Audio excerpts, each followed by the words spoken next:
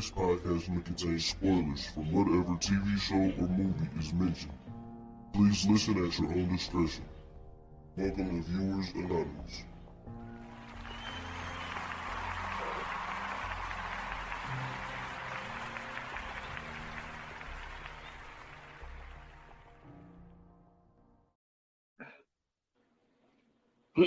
What's going on? I am Scrooge Bronson. And I am S. Foster, and welcome to Viewers Anonymous, man. How we feeling, man? First off, when I ask you how you feeling, I want to know how you feeling, but also, man, how the hip ain't had no updates on the hip and all that type of stuff. So how you feeling? Man, I'm feeling good, man. I'm amped, man. You know what I'm saying? I've been waiting since, this weekend to talk about this movie. I've been trying my best to not have like little sidebars about the movie. So, I really been just, trying to keep my cool, man. But goodness gracious, man. I just been, excited about that. Hip feeling good. Still got that back strain. It's getting better day by day. So, I'm kind of just taking it a day at a time, man. How you feeling?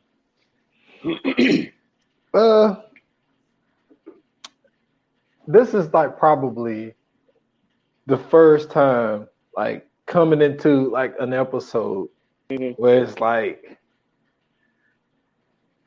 I was ready like after I watched it the first time, because like I watched it after we got done with the Friday episode. Okay. And it was like, dude, it was like I wanted to hit you like at like 11 o'clock at night. It's like, hey, I know it, let's get it in like right now. Man, listen, but hey, I feel you 100%, bro. I think I don't know if I hit you or I put it up. I'm like, bro, I think I tweeted it. I was like, I cannot wait till Tuesday to talk about this movie, bro. I cannot wait, bro. Man, it's so I'm glad I did though. I'm glad I did because I was able to watch it again. Like I watched it twice. Yeah, me too. So I was able to collect different thoughts and stuff like that. But like the wild part is I got a message, well not a message but a comment on because you remember I did a Fred Hampton episode Tuesday. Yep, I seen it. You know what I'm saying? Yep, I seen it. Yep. So on 28 Minutes or Less, if you haven't heard that, everybody go check that out. But so Candace had hit me. She had listened to it. And so she hit me. She was like, I waited to listen to it to after I seen the movie. Yeah. And so she was like, I'm glad I did that. But she was like, but the things you talked about wasn't even things that was in the movie. Right. And she was just like, she was like, I learned so much, like just from your podcast. She was like, and like these are the type of things that like really keep me going. Like when somebody tell me something like, yo, she was like, you did a great justice to Fred, as far as that podcast. And I was like, wow, man, like that means a lot. But it's like when you feel a certain way about a person and then like you do it, because like another reason, because like I told you, man, like I'm seeing people posting stuff about Fred and all this. It's like, man, y'all want to post shit now. You know what I'm saying? Like I've been on this dude. I've been posting about this man. Like he's just like he's that good. And I think this movie was able to really show the people, but also at the same time, man, when it comes to Bill O'Neal, it's like the way, because I had a thing like when I watched it the first time, I would tell you the critique that I had. Like, hold on, real quick, before you start. For anybody that don't know what we're talking about, man, we talking about shit. Judas. Yeah, we talking about Judas and the Black Messiah. This is the story of. Well, okay, so initially I thought this was just gonna be the story of Fred Hampton, but truthfully, this is the story of the assassination of Fred Hampton. It's starring Daniel Kaluuya. It's starring Lakeith Stanfield. Martin Sheen is in this. Jesse Plemons is in this. Dominique Fishback is in this. You might know her from Project Power, The Deuce, or what's the other movie she was just? Oh, she was just in The Hate You Give. So you know what I'm saying? he's kind of been in this lane for a minute. It's starting a few other people, but those are just some of the names that I think a lot of people recognize. But go ahead, start off. My bad, but look, I'm Oh, so you ready, good? but You I ain't good? even. Hey, I'm in podcast mode, dude. But like, it's the particular that I had was the fact that it really was like more of the Bill O'Neill. You know what I'm saying? Mm-hmm. Because like when you look at screen time, like a lot of the screen time went to Lakeith Stanfield, which was like I had to take my emotion out of it.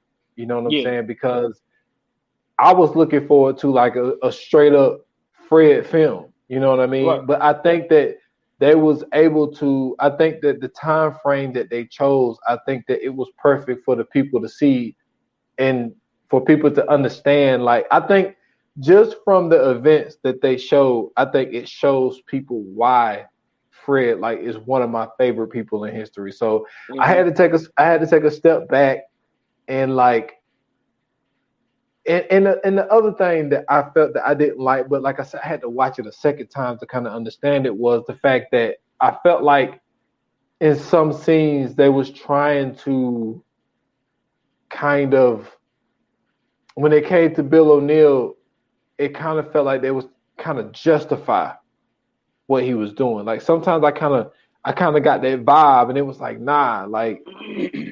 It's like this is what happens when you boost cars and impersonate an FBI agent. You know what I'm saying? Mm-hmm. You want to go out and do the crime, you gonna go do the time. Yeah, But it's a whole lot more deeper than that. You know what I'm right. saying? Like from what from Bill O'Neill's point of view, and like you spoke on when we was talking about this last week was the fact that Lakeith Stanfield said in the interview that like we have to sit back and think like, are we Bill O'Neill, and how many Bill O'Neills are there out in the world? You know what I'm Mm-hmm. saying? Mm-hmm. So I think that honestly there are a lot more Bill O'Neills than there are Yeah, anybody. But I felt like when it came to somebody like Fred, I think that you would have to have like for instance, and I'm gonna shut up, but like in the early scene when they did you know when Roy Mitchell brought him into the interrogation room and he was like, how did you feel when Dr. Martin Luther King was assassinated? yeah. And he was just like, he kind of like brushed it off, like, like whatever, basically. And Mm-hmm. then he asked him about Dr. Malcolm X, and he was like, I don't really think about it. Yeah, So like he kind of fell in that category of like, well, you're not gonna care about taking down Fred Hampton. You know what I'm saying? So it was just like the you could tell like from that quick interview was like, yo, like this dude, he really don't care about the advancement of black people, basically.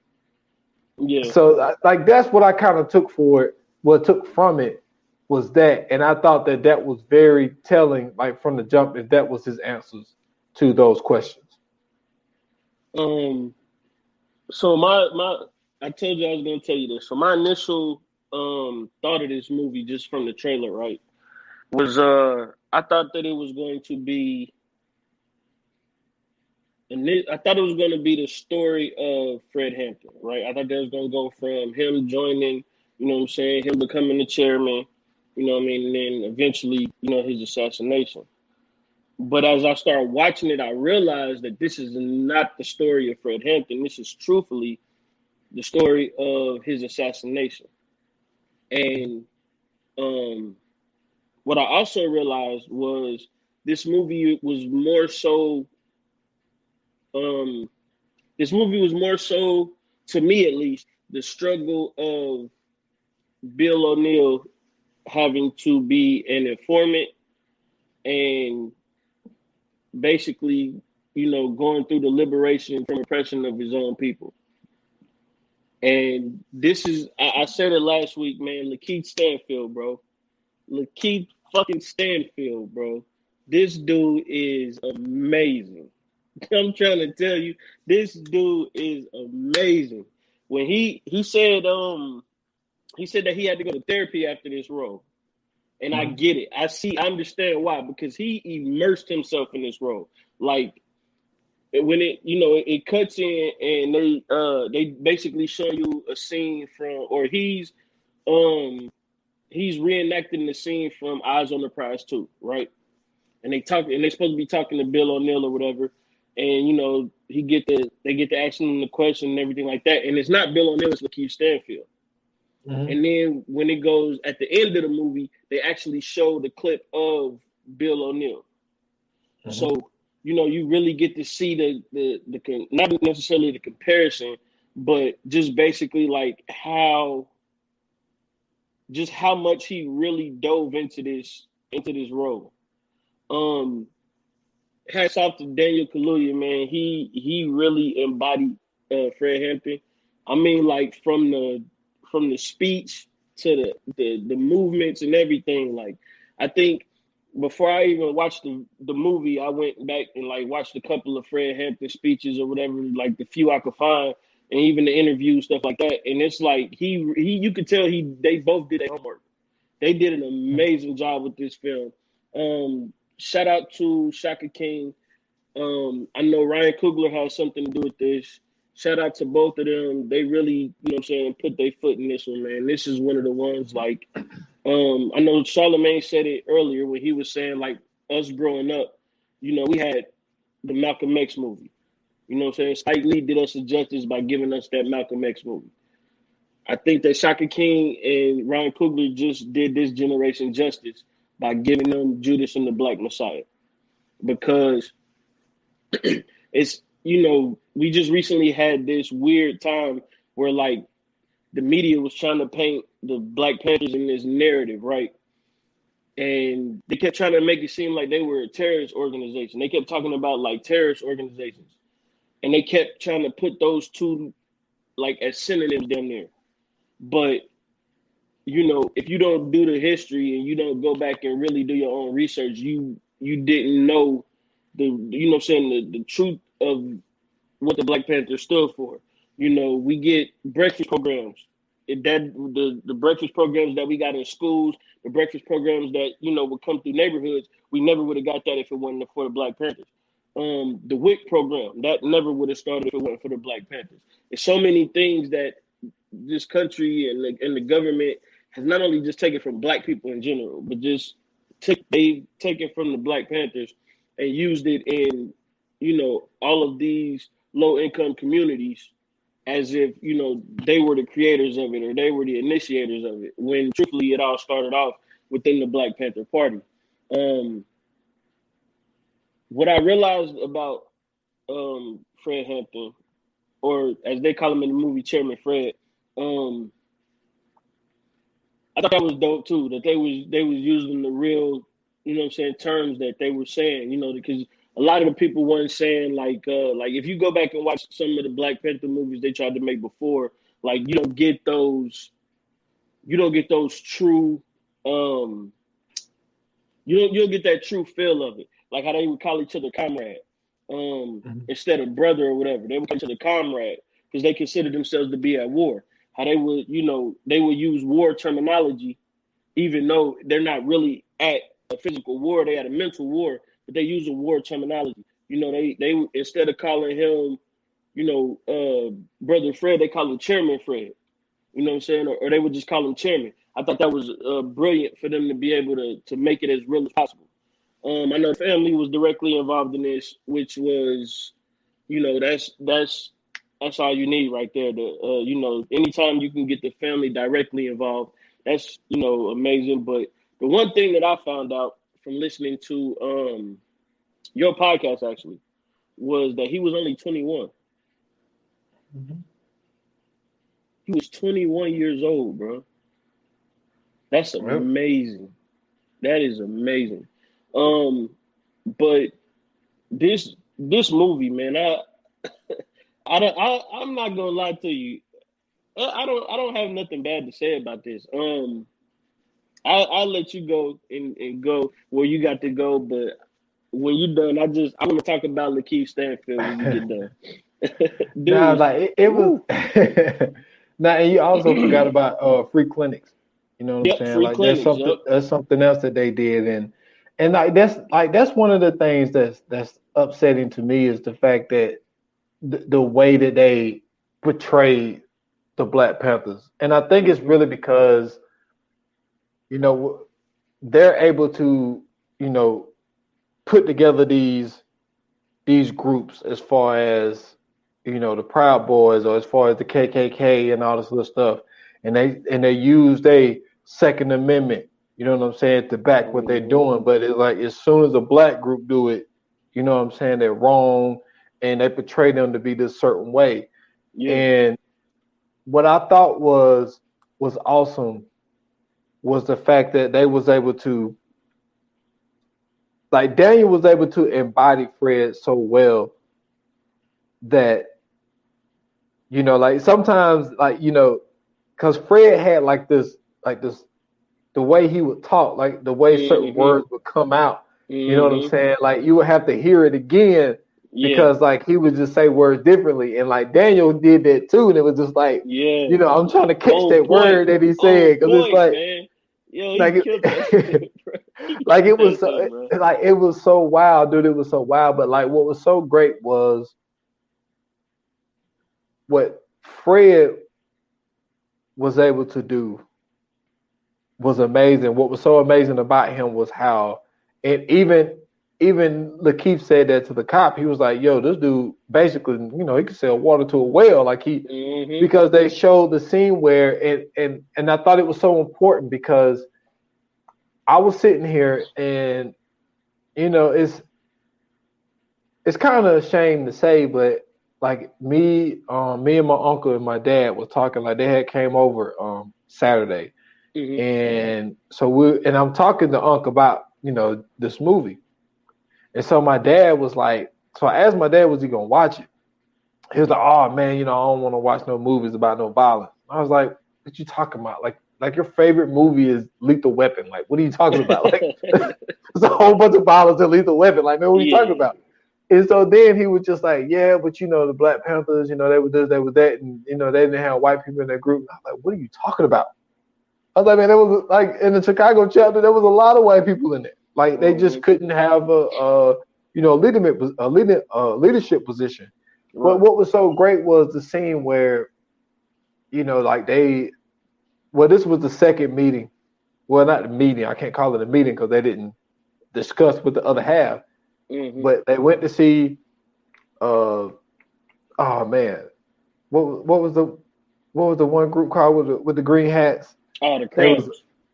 The Crowns. So he went and met with the Crowns, and he told them we ain't bringing no weapons. Like this is a meeting of peace. So, but when he went to go talk to the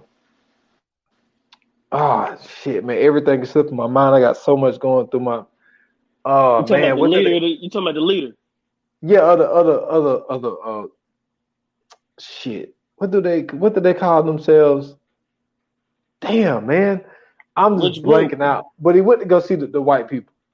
Oh, you talking about the I just called them the white nationalists. Well, okay, so let's roll with that. They called them something. I think they were like the young Southerners or something like that. It wasn't young Southerners. It was something, man. It was something crazy. But anyway, so Fred, they sneak in and like the people are talking, and so one man from that played Wizard, you know what I'm saying, and and the Wu-Tang saga, the saga continues. Like he didn't want to go in there. He was just like, yo, I don't even want to rock with these dudes. So my man is up there preaching, and he was like, yo, you're Fred Hampton. So Fred, played it cool. And then my man was like, I don't like that flag. He was like, y'all see a flag hanging. I see my uncle hanging from a tree. You know what I'm saying? So he was like, he wasn't trying to feel it. So Fred starts, and it's just the way he talks to people. And he's just so convincing. And he was able to relate to the people in a way where they was like, damn, I never thought of it this way, because my man said, yo, like, my people weren't rich, like they were sharecroppers. He was like, well, just think if the sharecroppers and the slave were together, just imagine what we could accomplish. Exactly. And it's just like that train of thought, like they never thought of it that way. And like I always bring this up, and a great depiction of it is the Free State of Jones. You know what Yeah. I'm saying? Like what a lot of people don't seem to realize about history is when it goes to the Civil War, the government is so convincing to, like Uncle Washington always say, that the great lie. You know, by telling white people that y'all are superior to black people, no matter what the situation is, no matter if you don't have enough money, whatever the case, you're better than them because of your skin color. We And seen it's like that with the past presidency. exactly. Yeah. And it's like when you look at the Civil War, it's like you got all of these poor white people fighting for the right for rich white people to keep their slaves. Like, Exactly. think about that. Like, really think about it. It's a dumbass concept. Right. It's like you poor, and then you go fight, and then you go back to being poor again. It's like it's dumb. So like Fred was able to like, yo, think about those sharecroppers and those slaves. If they would have banded together, what they could have accomplished. And then he was like, I'm pretty sure y'all kids were getting the same bullshit education that our kids are getting. Yeah. You know what I'm saying? He was like, we pay the cops. He's like, well, no, I'm sorry. We pay the pigs, you know what I'm saying, to beat our heads in. He was like, imagine that. We pay them to beat our heads in. Yeah. And they finally like realizing like, damn, like, I don't like him, but this dude making some points. And it's just like Fred was able to do that. And like, that was what was so great about him, you know, showed up at the dude, I can't think of nothing right now. He went to the Puerto Ricans. The Vice Lords. He went to the Vice Lords. He went to them. The Puerto Ricans. Yeah, and he went to them at their funeral, and it was just like, and you know, and he talked about forming a Rainbow Coalition, and I thought that was like one of the eye-opening parts of that movie for people who never heard of Fred and don't even know what the Rainbow Coalition is, because everybody has this idea of, oh, well, the Black Panthers, they was all about, of course, yes, we're all about the advancement of black people, of course. But at the same time, Fred was like, yo, we about our people, but at the same time, it's more of a class movement. It's more of a poor people's movement than to just make it about a black people's movement. And that's what made him so dangerous. And I'll stop. But when the movie started, when they first showed, shout out to Martin Sheen. Sorry you had to play the terrible Jag or Hulu, but I know. Oh man, I love Martin Sheen, but man, you know, so I had to hate him throughout this film. I did too, and it hurt my soul because he's from Dayton, Ohio. I was like, why are you, Martin? Why did you play this motherfucker? I know, man, I know, but like he gave us some of the definition of COINTELPRO. Yeah, we have to prevent the rise of a black messiah. Yeah, and they showed Fred, and they said that like they said they are the biggest threat to America. He said more than Russia, more than the Chinese, and it's like, yo, when you thinking like the fuck, and then it circles back to it when he asked Roy Mitchell, when he was like, he asked him about his daughter. He was like, you know, how you gonna feel when she bring a Negro home? You know, my man was confused, like why are we talking about my infant daughter? You know what I'm saying? Exactly. And he said it right then and there. He was like, if Fred continues what he's doing, that's what's gonna happen. When your daughter get old enough, she's gonna be, you know, touchy, feely with these black people. If Fred keep going down the route that he's going. Yeah. You brought up an interesting point when you talked about, you know what I'm saying, what Fred was basically teaching, because that was initially the beginning of the Black Panthers to begin with. It started off as protection, you know what I'm saying, from the police, from the KKK, and then, you know what I'm saying, they branched out and really started, you know, pulling the poor people together. You know what I'm saying? They started really just protecting the poor people. They realized that it wasn't just race, it was class, like you said. That was a great point. But for me, man, the star of this film, bro, is Lakeith Stanfield. The Oh my God, just the way that he took this role over, just the way that he took this movie over. So like you said in the beginning that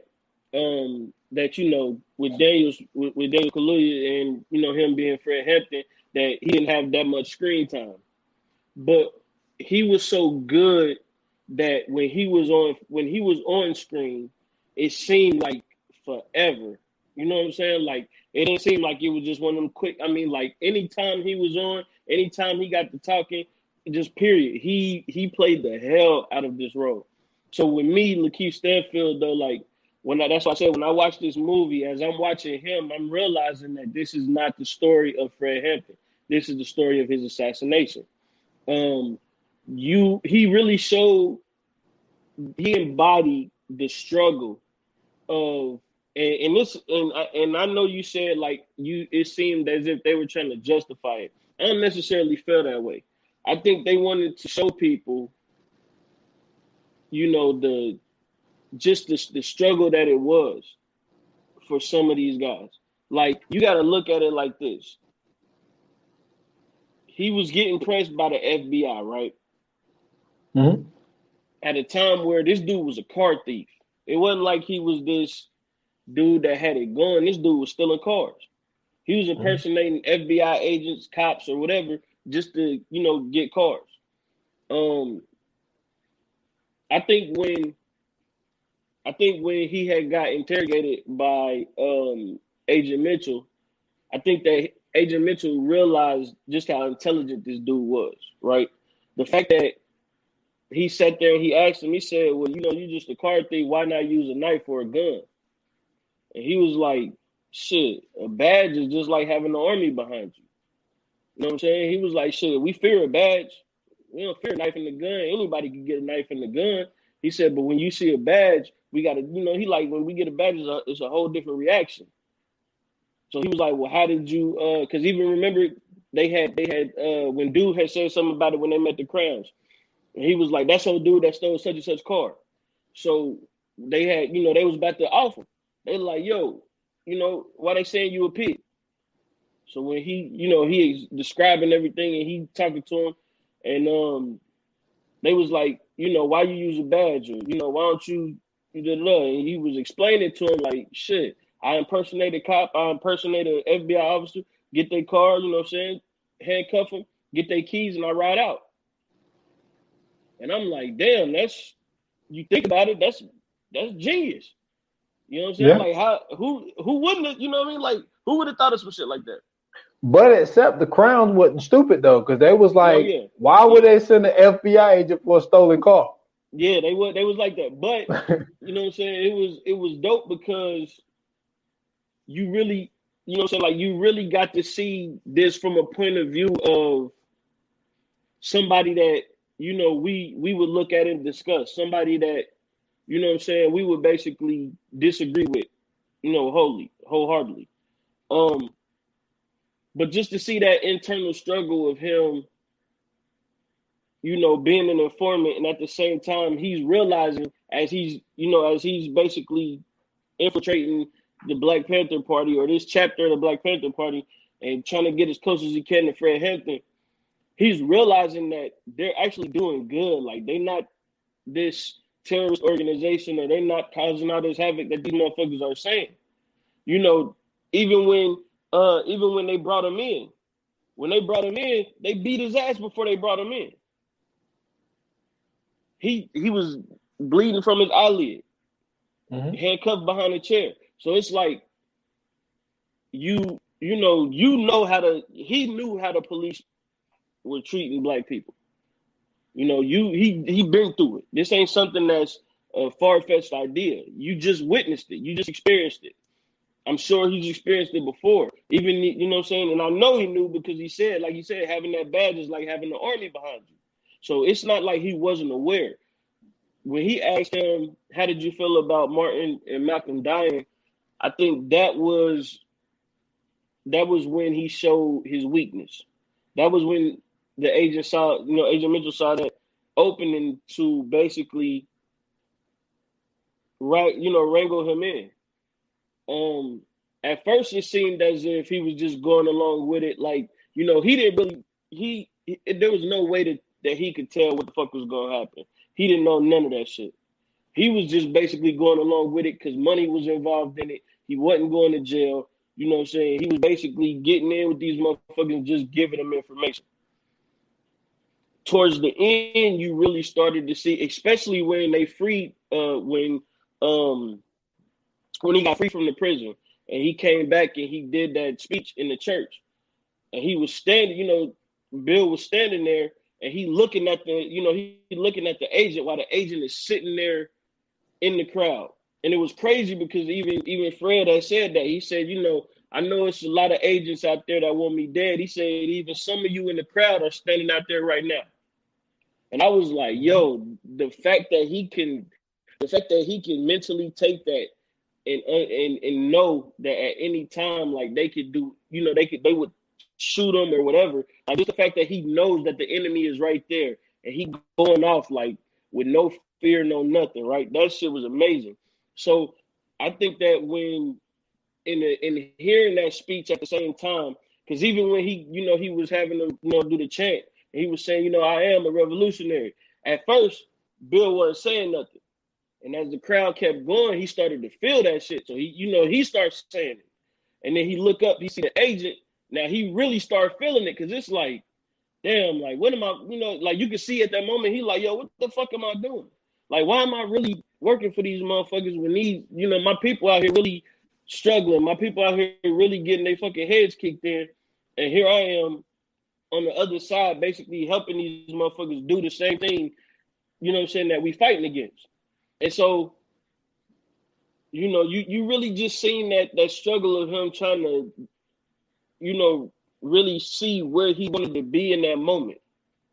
You know what I mean? Like, especially that scene, I think that was one of the most powerful scenes in the movie. The fact that, like when he was chanting, you could see it in his face. Like he felt that anger. He started feeling that hate because he's like, goddamn, like, why do you could tell like the wheels getting to turning. Like, why does it have to be like this? Like, why do we have to go through this kind of struggle, you know what I'm saying, just to have, the same equity, the same equality, just to have the same liberties. Like, it shouldn't be like this, right? Then I thought another powerful scene in the movie was when he was coming in. This is when Fred was locked up, and he was coming into the headquarters, and then he had a dude at the top of the stairs with the rifle. And he was like, man, what the fuck you doing? And he was like, man, we got some people on the run, so I'm just making sure ain't no motherfuckers coming to get us. And he goes upstairs and they got supposedly got somebody from a different chapter or whatever. And then they explaining what they did to a dude that they was claiming to be a rat. And this is where it got to the point to where I think that the agent was starting to question shit too, right? So he hear about everything that they did to the rat, and he start understanding like, yo, these motherfuckers might kill me if they find out what the fuck going on. And so he clicked back in the character, and he was saying like, they lucky I ain't catch him or whatever, put on the front, whatever. It skipped to the scene where both of the FBI agents are in there talking to each other. And he's like, yeah, I got a man on the inside. He says that, they killed one of the people that they said was a rat, whatever. And he's like, yeah, that's my guy. He was like, well, why wouldn't y'all tell me that, y'all got a guy in there? He was like, I ain't nothing to worry about. He was like, man, it's just, we just got him in there. He was like, well, so basically what you're saying is that y'all let him kill a motherfucker and y'all just letting him go scot-free? He was like, that's basically the motherfucker that we, that's what we need right there. He was like, nah, we basically told him we going after the bigger fish. Yeah, but you also got to mention with that part, because I also thought what was important about that was the fact of he said that with him doing that, that's always a thing for a warrant for harboring a fugitive. So this dude was doing a tour all over the country just for a reason for them to ramshack the damn headquarters. And like, then they were some dirty motherfuckers. Exactly. Yeah. And I think also, man, that the end where, he had that he had the last meeting with Agent Mitchell, or the next to last meeting. I'm not sure which one it was, but it was one of the meetings where, basically a meeting where he told him that he wanted Fred Hampton dead, and he was like, like, I didn't know you was gonna kill him. You know what I'm saying? That's where I started to see, like, oh, now you realize you fucked up. You know what I'm saying? You realize just how deep into this shit that you are. Because he tell him, like, man, I'm not gonna kill him. He was like, well, shit, if you don't kill him, we'll just tell them motherfuckers that you are informant. It was like, shit, you seen what they did to the last guy that they thought was a rat? And he like, God damn, so now you stuck between the rock and the hard place. You know what I'm saying? And then to find out that, man, that they had so many motherfuckers that was working for them was just crazy. And the way that they had motherfuckers working them was crazy. Like, shout out to Lil Rel. I forgot Lil Rel was in the movie, but he played the pimp. And he's sitting there, he's sitting at the bar, and he walked up to him. He was like, man, check out this paper. And then he looked and he seen, he seen the sedative or whatever. And he was like, yo, this is what you're going to give him. And he was like, he won't wake up at all. He was like, man, get the fuck out of here, man. Talking about some story in the paper. And then after the pimp walk off, he leave out and he chase after him. And he like, yo, man, what the fuck? And he was like, yo, we everywhere. And then he was like, I want to see your badge. And then he handed him back the badge that he used to fucking steal the car in the beginning. And it was just like, God damn, like this COINTELPRO shit was deep. You know what I'm saying? And I think on another side of it too, man, is like this really showed us just how deep COINTELPRO went it. I mean, how deep COINTELPRO went as well, because it was like we finally get to see the interactions, not just between the cops and the black people, but we actually get to see the interactions between the agents and the informants, and these people that's basically dismantling, the Panther Party, or dismantling, the Black Revolution. And then to find out like that he did this documentary, he did the Second Eyes on the Prize, and he was, they asked him, this is the real Bill O'Neal. This isn't Lakeith Stanfield. And they asked him at the end, they said, how do you think you will be remembered? How do you want to be remembered? And he was like, I want history to see that, I wasn't just somebody sitting on the sideline talking. I was actually a part of history. And I thought that was odd that he said that. Because it was like, yeah, but you was on the wrong side though. Like, you know what I'm saying? Like, it wasn't like you wasn't next to these. I mean, he was, but he wasn't doing it with the right intentions. You know what I'm saying? You weren't next to these people with the right intentions. You basically was on this, you basically helped them dismantle the Chicago chapter of the Black Panthers. You basically took out one of our greatest leaders. And then to find out that when this documentary airs on PBS, the same day he commits suicide. He walks into traffic and gets killed. So that just further lets me know, like, that he was even all these years later, and I think that was in like 1990. So even 25 years later, that's still on his mind. That's still on his heart. So that's why I said that Lakeith Stanfield really did a hell of a job, because he really showed everything that you would think somebody in that position would be in. Lakeith absolutely murdered this role. Yeah. Actually, man, I've never said this before. Well, the second part of what I'm about to say. The first part is one of the greatest performances I've seen was Heath Ledger playing the Joker. And I think a lot of that is because, when you see 10 Things I Hate About You, when you see, what was one? Was it A Knight's Tale? I think. Yeah, Knight's Tale. Yep. Yeah, Knight's Tale and Brokeback Mountain and all this stuff. And you like, he was, what made it so great was he was so outside himself. Like Yeah. that wasn't the Heath Ledger that we knew. You know what I'm saying? And for Lakeith, I put this performance right up there. And it was so funny when they were sitting at the table and he said, "Yo, I don't know if you really a Panther or do you deserve a Academy Award?" Because he was so engulfed. But you got to remember, like he said it, Fred is a great salesman, and Fred is so convincing that Bill had to like go through this in his head. It's like, yo, like, what am I really doing? But he realized at that table when he asked them for the blueprints, for the apartment, he was like, yo, like, what for? Like, we done. You know, Fred going back to jail. You know, his thing was denied. Right. And he's like, yo, because what was another thing that was important was the fact of when they called J. Edgar Hoover, and it's like, yo, got great news. Fred, you know, thing got denied. He's going back to jail. And he's like, Huey P. Newton went to jail. He was like, his profile went up. You know what I'm saying? Elder Cleaver went to jail. Yep. His profile went up. Like, we need something more permanent. So when he went back and he was like, you know, fast forward back to where he was talking to him, and he was like, yo, I need the blueprint of these apartments. Well, his apartment, he was like, well, before he's going back to jail.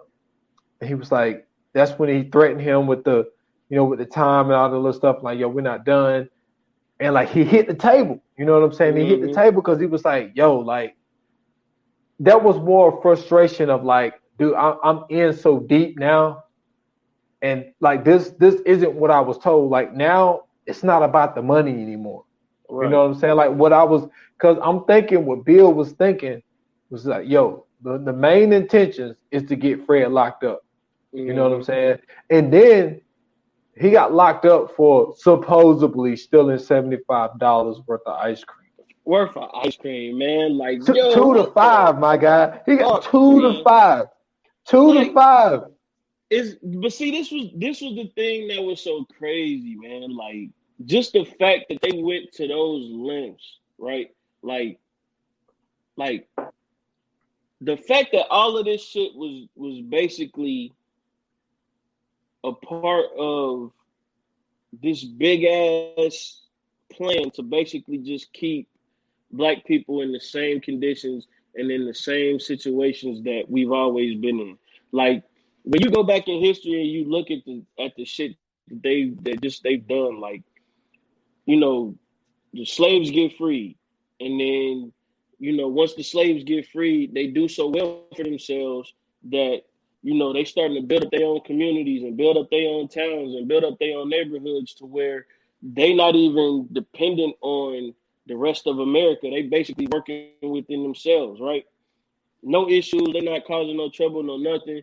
And then next thing you know, you got all of these laws. They call them the black codes, or they call them the black codes, where, you know, if you seen looking at a white woman, you going to jail. If you on one side of town you ain't supposed to be, you going to jail. If you spit on the ground, you going to jail. And it's just like, goddamn, like, since these motherfuckers came to this country and basically fucked Britain to take this country over and make this shit America, like, we've always had a boot on our neck. We've always had, you know, the weight on our shoulders. And it's just like, you start to think, like, goddamn, bro, when is this shit gonna end? You know, it's never been a point in time to where we've been the aggressor. We've had to retaliate a lot of times. You know what I'm saying? It's been multiple slave revolts. It's been a bunch of, you know, people fighting back. So that it's not like it's not in us, but it's just like, at the same time, it's never been a point to where we're the initial aggressor. We've always been the retaliator. So when you see it, like, all the shit that goes from the black codes, and then you see Jim Crow, and then after Jim Crow, you see welfare, and then, you know, they putting us in projects up north. So now you in across the Midwest, and then you see welfare where the man can't stay in, so they breaking up the black family, and then they bringing us to prison. And now that people's dads ain't in the houses, and then not only that, like saying they sons going to jail out that, then they dropping guns down for the game. Then they bring in crack cocaine. It's just like, goddamn, like what do they know that we don't know? What are they? I look at it like, what are they so fearful of? Because it gets to the point to where it's just like, when you think about it at its core, like, yo, we don't give a, we really don't even be thinking about them. We be still doing shit in art, even in the oppression that we've created jazz, we've created ragtime, we've created hip hop, we've created various inventions, the refrigerator, the stoplight. You know what I'm saying? The black man made Gerald Ford famous. Like, we've always been creative. We've always done this shit. So, like, what is it? And why is it so important for them to keep us down? Why is it so important for them to always target us? You know what I mean? Like, it's just so weird that it's just us that's always being targeted. If we get to a certain point of wealth in the country, they let in immigrants and then cut us down by paying immigrants lesser than what they'll pay us. So now we losing jobs. It's just like, what the fuck, bro? Yo, it's a lot of it is like when it goes back to when J. Edgar Hoover was talking to Agent Mitchell. Yeah. Like, what you gonna do when your daughter bring a Negro home? Like, the thing is, I'm contributing to part of the problem. The problem is they don't want to see the elimination of the majority of the white race. Right. They don't want mixing of the races. And they realize that somebody like Fred, Chairman Fred, he was able to mix up the Black Panther Party. You know what I'm saying? They wasn't doing this in the LA chapter. You know what I'm saying? This was really started. The Rainbow Coalition was started in the Chicago chapter. Yeah. This is the reason why Fred was so dangerous. And like his leadership skills, just even while he's getting arrested, stay disciplined. You know what I'm saying? That was powerful, bro. You know what I'm saying? When Bill was talking to that girl, you know what I'm saying? Told him to drop it, give him 20. You know what I'm saying? Like just the discipline and what they had, and just the things that he thought of just right off the rip. He was just the embodiment of what Fred was. And what made him so dangerous was the fact of the Rainbow Coalition, like this whole mixing of the race, so people getting together. And like he said, and I'm gonna mention it again, when he told those white people, he was like, "Yo, just imagine if the sharecroppers and the slave banded together against them." I don't think it's necessarily the mixing of the races, right? I think that's what they use as the ploy for the lesser than.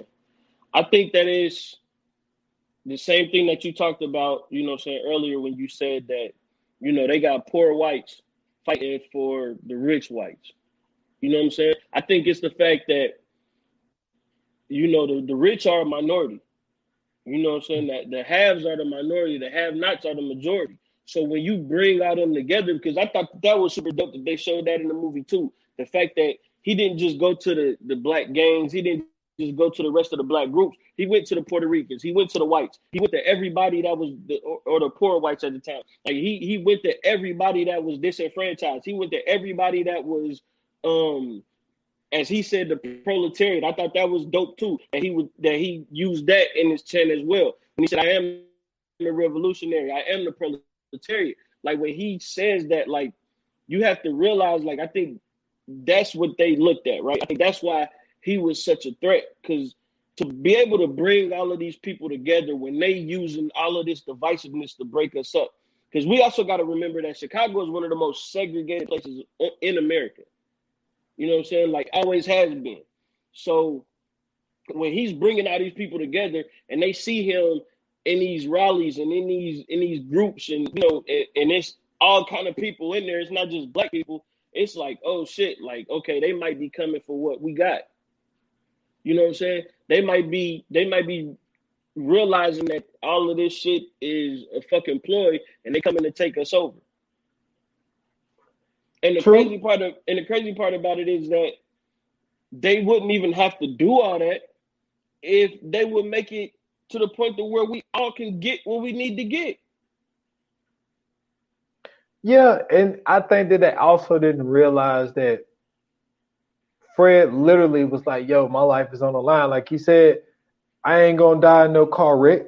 He said, Mm-hmm. "I ain't gonna die from no bad heart." He was like, "I'm Mm-hmm. gonna die for the people." You Yeah. know what I'm saying? And he was so dedicated, man. And that was another scene that, cause the thing is, like, watching this, I was so invested, dude. It was an emotional roller coaster because that speech had me so hyped. You know Yeah. what I'm saying? Definitely. But Definitely. then, but then when he said that, when he was like, "I'm gonna die for the people," and then they went to his girl, and the Mm-hmm. look on her face, yo, Dominique Fishback, yo, she did a phenomenal Oh job my in this, yo. gosh. Oh And my when, gosh. dude, when they pan to her, dude, like I dropped like 10 Yeah. millimeters. It was just like, Yeah. because like she was just like, yo, like I got our son, I got our seed Yeah. right here. You know what I'm saying? Like I don't want to raise him without you. You know what But I'm saying? the crazy part is though, remember the scene where she walked in and she was talking to him and she was like, "Yo, you saying that because you don't got another life inside of you." And he was Yes. like, and it was so I don't want to say it was cold, but I felt him like I felt him through and through when he said it. He was like, "Yo," he said, "I said I was gonna die for the people." He said, I didn't make that promise and I wasn't gonna keep it."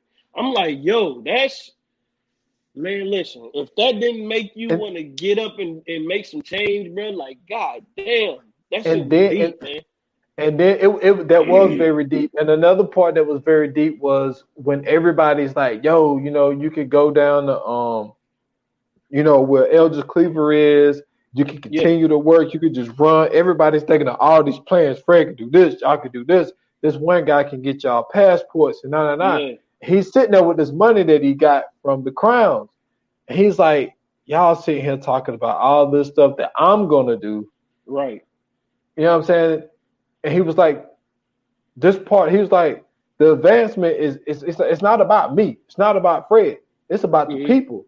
And he was like, it's only a 5-year bid. Think Yeah, about what we could do with this money, how many people we could save in 5 years.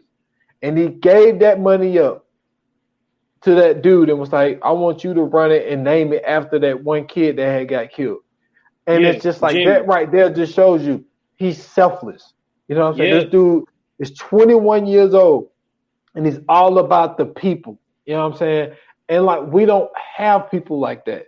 And that's what made him so special. And there was another scene that was I think that people just I think that right there, like if I had to pick a scene to say this is who he is, it was that moment. It was that moment. It's bigger than me. It's yeah, about the yeah, people. Like, you know what I'm saying? I will go to jail, you know what I'm saying, for 5 years. yeah, Because, like he was telling her, like, by the time I be getting out, he'll be five, all this type stuff. So like it wasn't the most terrible idea, but you also got to think about it. Bill was hit with 6.5. hmm, And he was willing to take down a black messiah just to save 6.5 years of his life. Fred yeah, was willing to give up 5 years. He got the money to run. yeah. He was like, nah, I'm gonna go serve that bid like a man for some false charges. Yep, Stealing ice cream. that shit crazy. He gonna go to jail for 5 years for stealing supposedly $75 worth of ice cream. And this man is boosting cars and impersonating the FBI agent. That just tells you Hmm. like how different of people that they were. Yeah, And we don't have many people like Fred. And I thought that scene was so dope. But then, like, also at the same time, it's like what also went along with that scene. 'Cause like I said, this movie was an emotional roller coaster because, hmm, when he left Little Rail and, and he went up to Chairman and he was like, I mean, this dude is literally crying. yeah, You know what I'm saying? Like literally crying. And I think that the reason why he didn't interpret it of any ill will was because it was some other emotions from other people because they didn't want to see him go. They didn't want to see him get locked up. And I think that he just felt that Bill was emotional because he Right, didn't because he want knew him to what was. go. Yeah, But it was really because Bill was like, yo, like, I really don't want to do this. That's But what I'm saying. Like, just that. That's another perfect example just of that internal struggle. Like, he knows that this is something that he has to do, or else he's going to jail. But at the same time, it's like, fam, I do not want to kill this man. Like, I don't want this man blood on my hands, bro. Like, just knowing everything, because even remember, it was a point in time, like it was one of the scenes in the movie where they burned down the headquarters, and Bill basically took over. He basically stepped up to rebuild. You know what I'm saying? The headquarters. You know what I'm saying? yep. So like, you can tell, like, not only was he getting invested as an informant, he really started just personally getting invested in the movement. Like, even remember when the Crowns walked in, he stepped up and he like, yo, what y'all doing here? And he like, man, we just seeing if y'all need more bodies. And I was like, yo, that just showed you how powerful Fred Hampton was.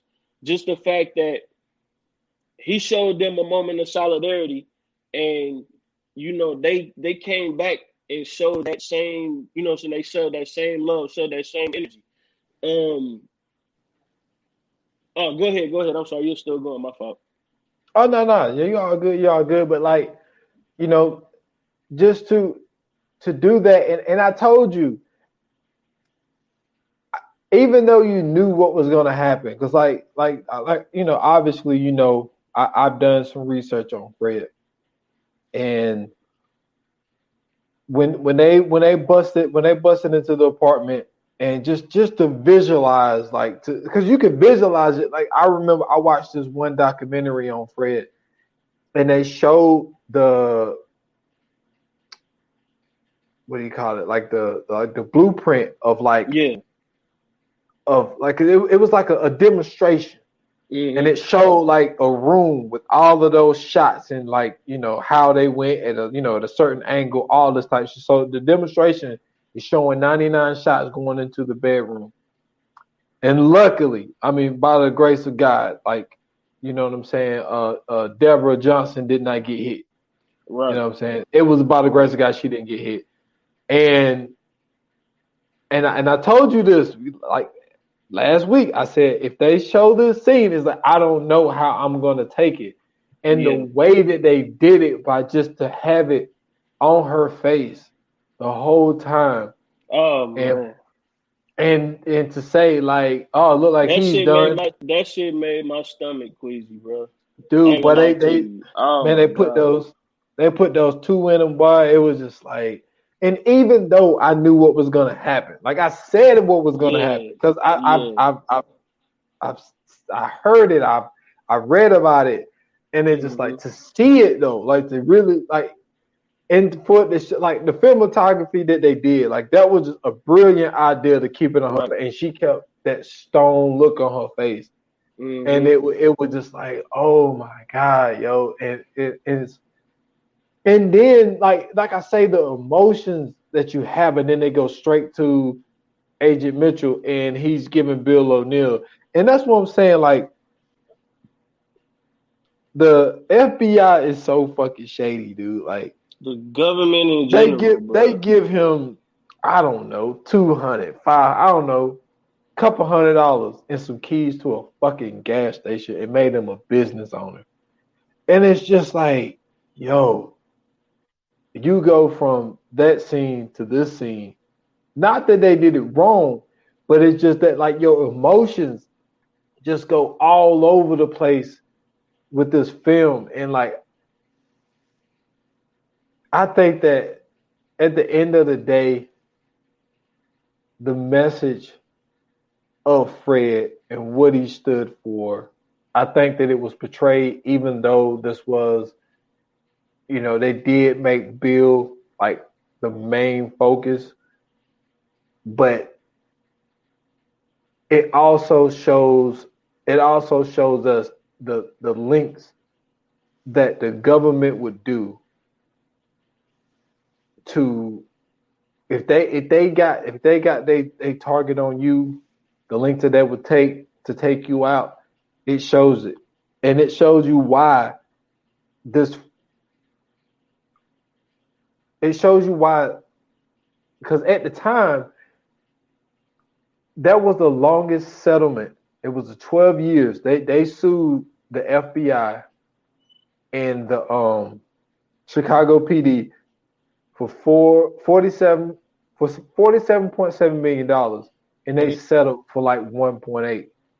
Yeah. And that shit stretched for 12 years. And it said at the time it was the longest drawn out settlement. I think the longest is with DuPont, I believe. Me and Uncle Watson did a podcast on that. It was a movie they did called Dark Water. And like what it was about the DuPont company was dumping chemicals into the river, and like they drawn out their settlement as well, because people in West Virginia was getting sick from the water. And the reason they drawn that out was because they was like, well, a lot of these people are gonna die out before we even pay them out. So they just, I think that might be the longest. I could be wrong, but I believe that is. But like when you, I'm hoping what this film did for people was and I hope people do their research, because they might think, oh, well, this is just a movie. This didn't happen. Right. No, like it's well documented that she said that when Fred was laying there, they said that, and then they shot him twice. And it's just like, when you really look at what he did, he was shot in the shoulder. He got hit in the shoulder, and that's why they said that. But even also the other people in the room, they end up just throwing bogus charges on them for just basically being there. Yep. So it's sad to see, and like I get Uncle Washington's frustration with people, his age, that have no idea who this guy is. Exactly, yeah.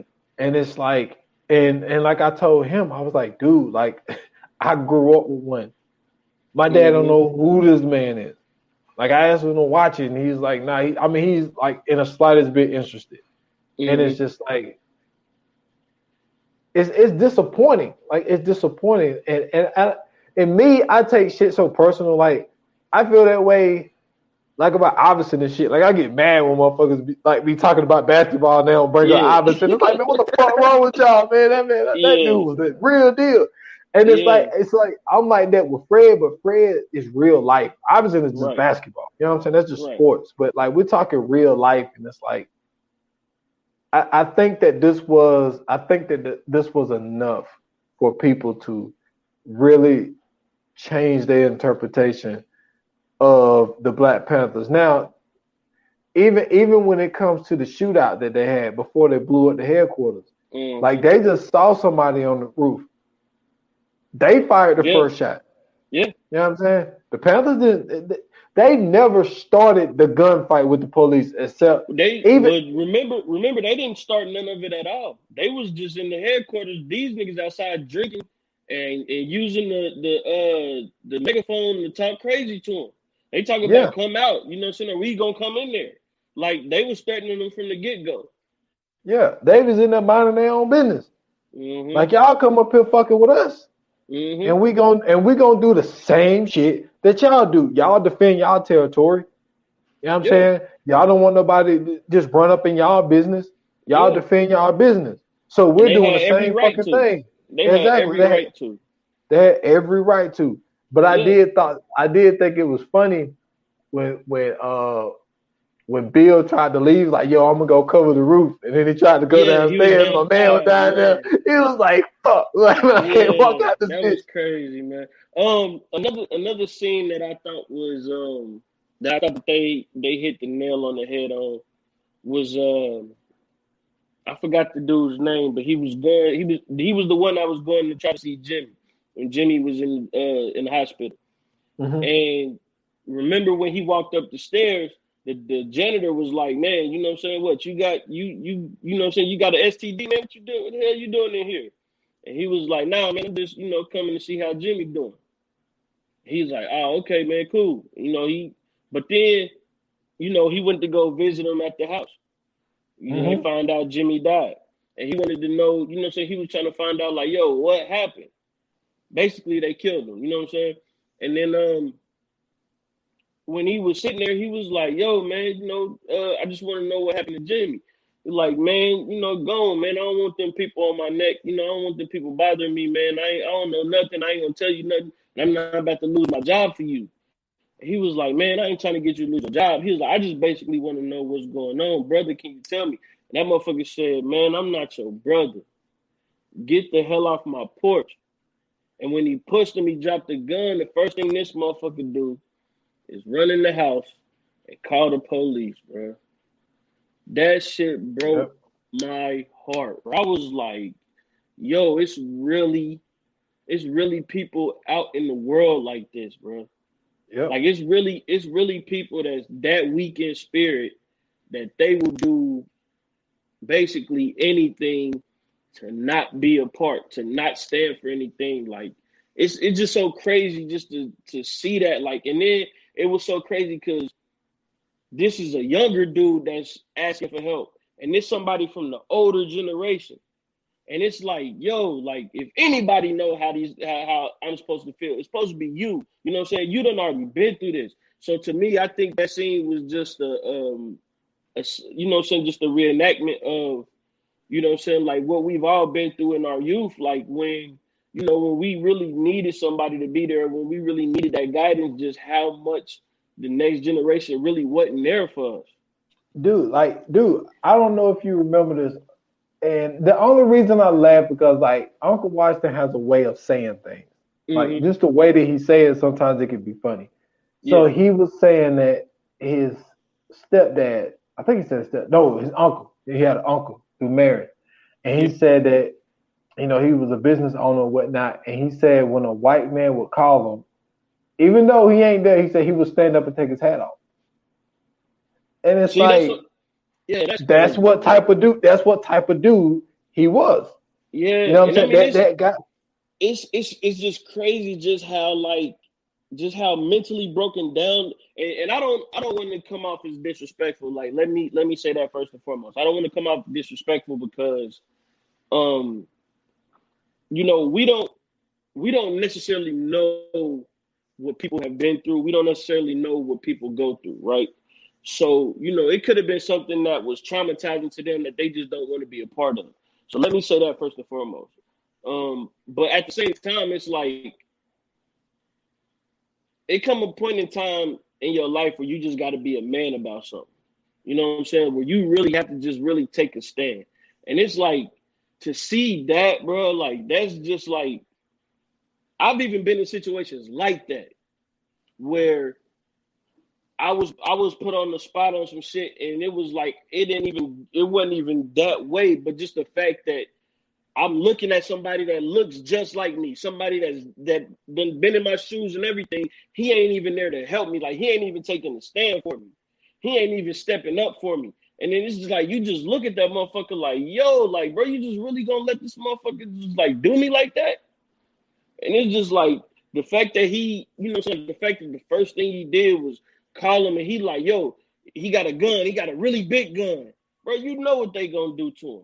You know what you just said that you don't want them fucking with you like that. So the fact that you even just like put that man life on the line like that, it was just like, man, that shit just, man, like, you right, bro. This movie was a roller coaster of emotions, bro. Like, even now thinking about that shit, I'm getting mad. Like, just I was angry, bro.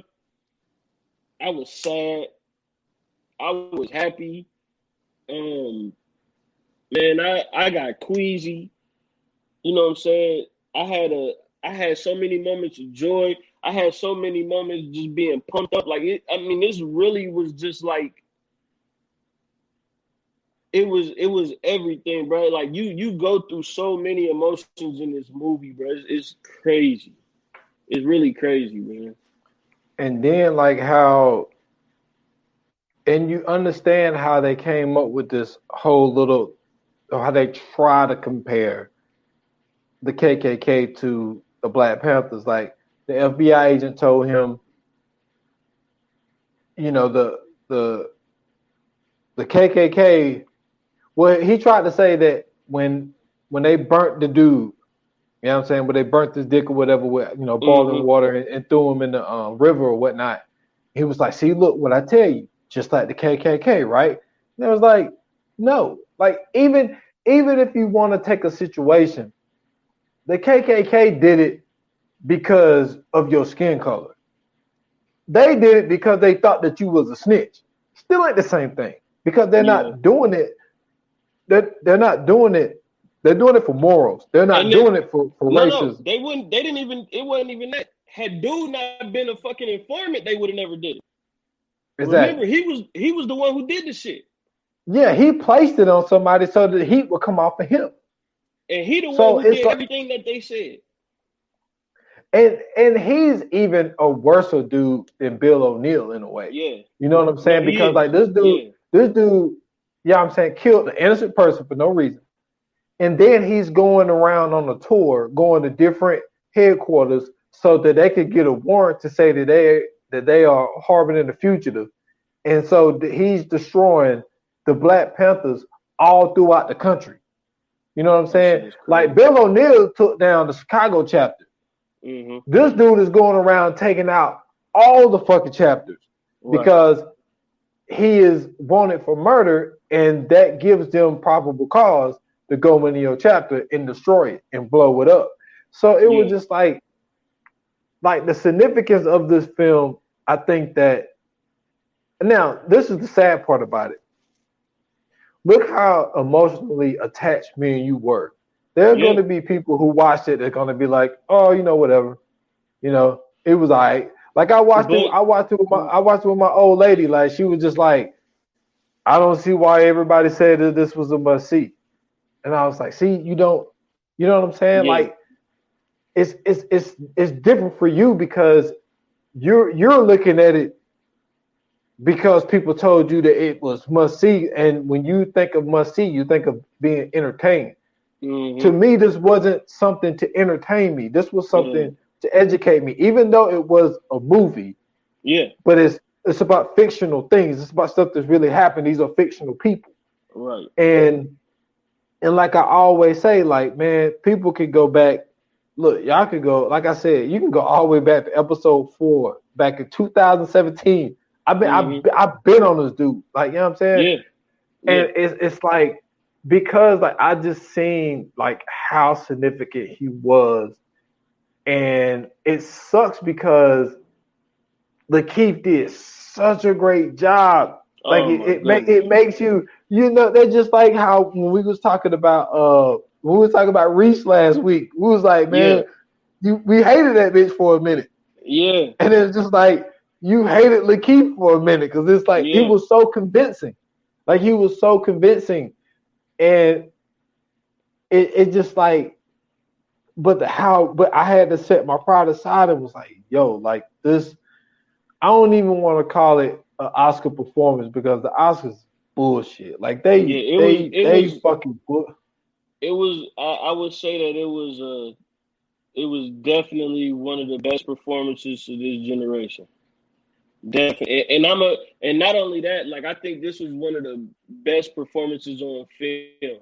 Like it definitely deserved to be up there as one of the best performances ever to be on film. Because like when I see, and this ain't just Lakeith, this is Daniel Kaluuya too. Like just his embodiment of Fred Hampton alone, like these two, they set this movie apart from a lot of different movies.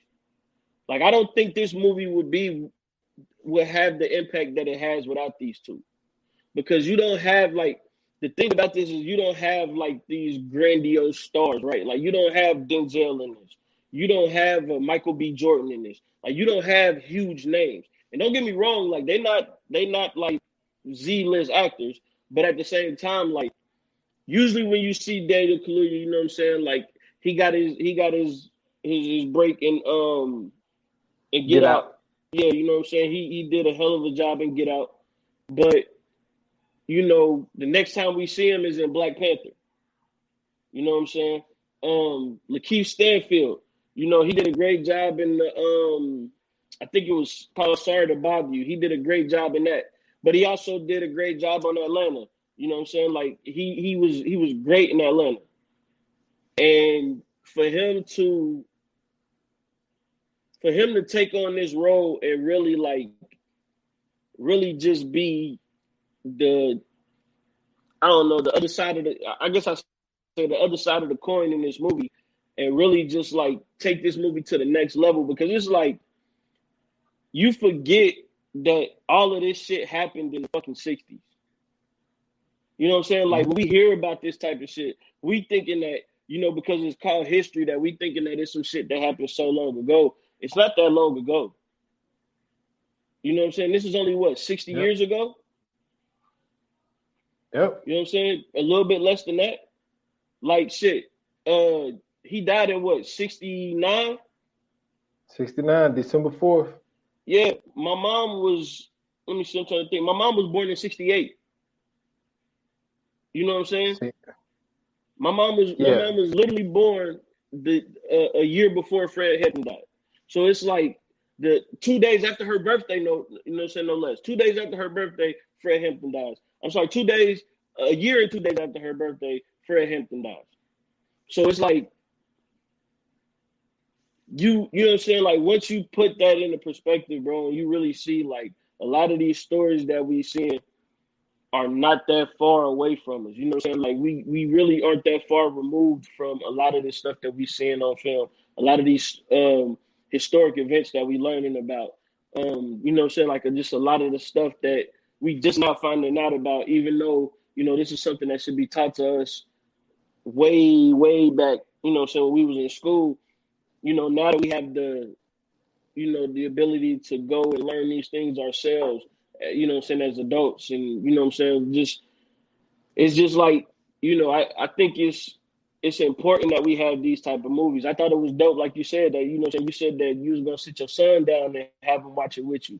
You know what I'm saying? I thought about the same thing. I had to watch it first, you know what I'm saying, to make sure it was, he would be able to keep up. But it's like, this is one of those movies I'm going to show my kids. I'm also going to show my kids movies like Malcolm X. I'm also going to, you know what I'm saying, it's just, I think it's every set of movies that, Black fathers and Black parents and Black mothers should be sharing with their kids so they can see, you know what I'm saying? Because I feel like this type of history needs to be taught at home, so it can be taught the correct way, and not at school where it's going to be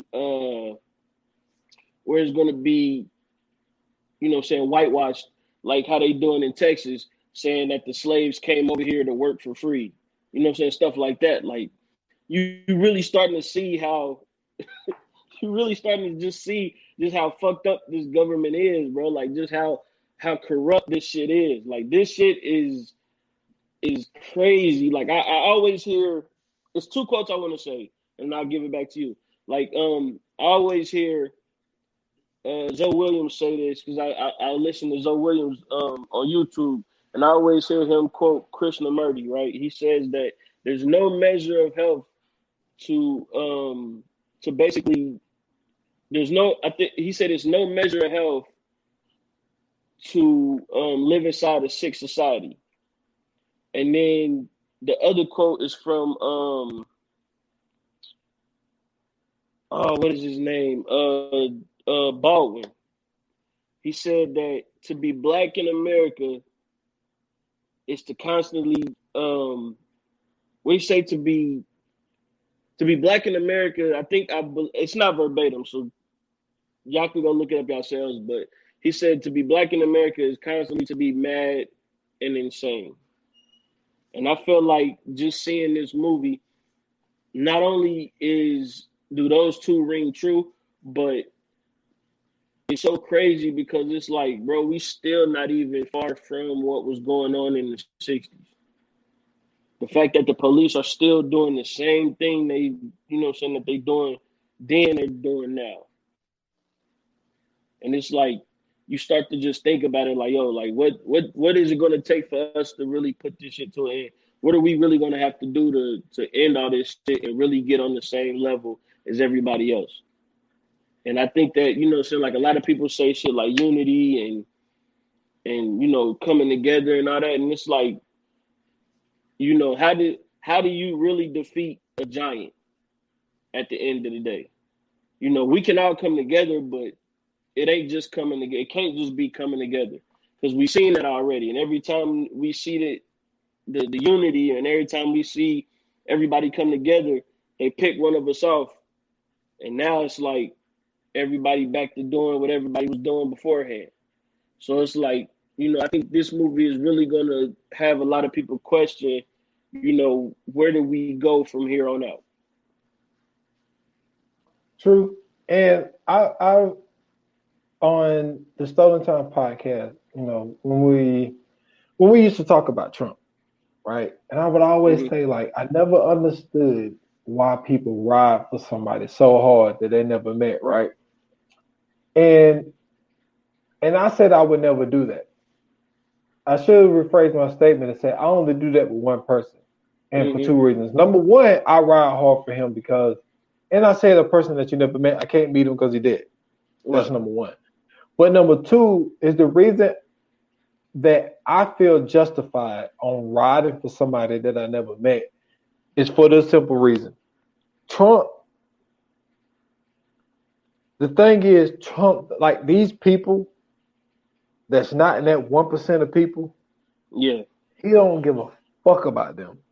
Right. Like he does not care. He just knows. Neither do Joe Biden. Yeah. Like, you know what I'm saying? He knows that he can feed y'all all of this bullshit information and y'all gonna fall for it.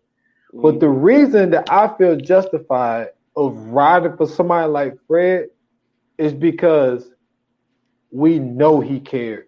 And he said from the jump at the age of 21, I'm willing and ready to die for my people.